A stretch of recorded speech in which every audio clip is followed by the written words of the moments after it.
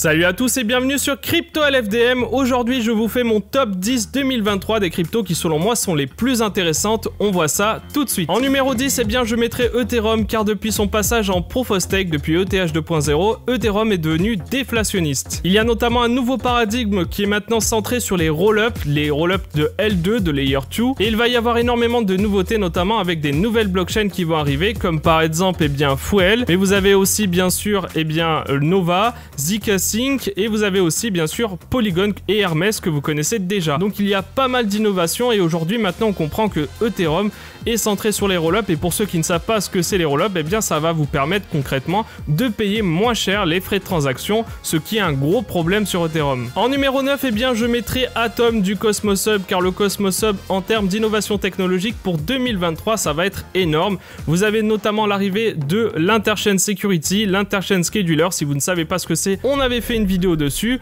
Vous avez plein de nouveautés et vous avez aussi plein d'autres blockchains qui vont s'ajouter au Cosmos Hub comme par exemple DYDX qui était un DEX qui était alors sur Ethereum qui va venir maintenant sur le Cosmos Hub, mais vous avez d'autres arrivées, d'autres blockchains, d'autres technologies qui vont s'ajouter et je vous invite à suivre ça de près. Vous avez notamment Neutron et Lido et bien sûr l'USDC en natif qui vont arriver aussi sur le Cosmos Hub et n'oublions pas non plus qu'avec les airdrops, Atom est la chaîne qui récompense le plus les stackers. Alors en numéro 8, je mettrai contre toute attente Solana car petit à petit Solana commence à corriger de plus en plus ses défauts et malgré tout le mal qu'on en dit, Solana est quand même passé de 8$ à 24$ aujourd'hui en 2023, ce qui reste quand même assez prodigieux sachant que cette crypto était vouée à mourir avec tout le FUD qu'il y avait eu autour. Mais malgré l'acharnement médiatique, on peut considérer que Solana est encore présent.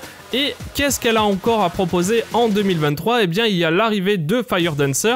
Donc maintenant, la blockchain qui s'arrête, normalement, c'est terminé. Et la proposition de valeur de Solana, comme vous le savez, c'est de proposer une expérience utilisateur intéressante tout en proposant une décentralisation. Et Solana, malgré tout le mal qu'on en dit, est une blockchain plutôt décentralisée. Et pour ça, je vous invite à regarder le Nakamoto Coefficient qui détermine si une blockchain est plus ou moins centralisée en fonction de combien il faut de validateurs pour obtenir le pouvoir. Et vous allez voir que vous allez être étonné par les blockchains qui le sont le moins en réalité. Et en numéro 7, je vous mettrai AAVE. Avec BetDeFi, c'est devenu l'une des plateformes DeFi les plus importantes, si ce n'est la plus importante. Le token AAVE comme le token Uniswap ne servent pas à grand chose, on va se le dire.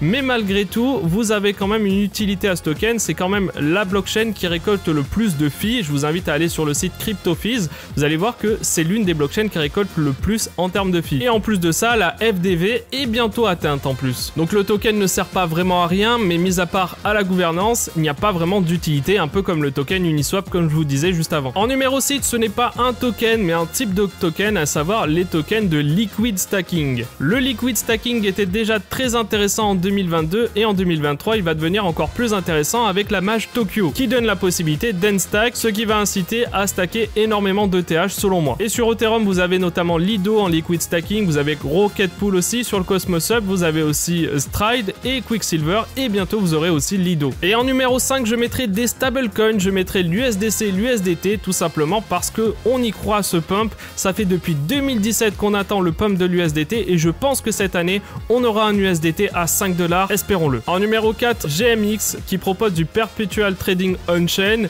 qui reverse énormément aux stackers et aux holders et en plus la FDV est bientôt atteinte. Et enfin pour mon top 3, je vous ai réservé 3 blockchains qui selon moi ont de l'avenir car ce sont des blockchains qui proposent maintenant une nouvelle technologie, à savoir les blockchains modulaires. On est passé de la blockchain monolithique à la blockchain modulaire et ces 3 blockchains sont très prometteuses pour ça. Vous allez sûrement en entendre parler en 2023 et vous allez voir ce que c'est. Je vous expliquerai, je vous ferai une vidéo je pense pour vous expliquer en détail ce que c'est. En numéro 3, je mettrai Celestia qui est une chaîne du Cosmos Hub qui va permettre de sécuriser et d'intégrer d'autres blockchains mais aussi d'intégrer des roll-ups et pour 2023 je pense que cette blockchain modulaire va faire parler d'elle. Elle permet donc une énorme scalability sans compromis et en plus de ça, il y a l'IBC du Cosmos Hub donc c'est tout gagnant pour tout le monde. Et en numéro 2, je mettrai Dimension ou Dimension, c'est une blockchain qui va permettre à tout le monde de pouvoir déployer ses propres blockchains sans consensus et de manière ultra simple. On voit ça de toute façon en 2023. Actuellement, ils sont en testnet et je vous invite à le faire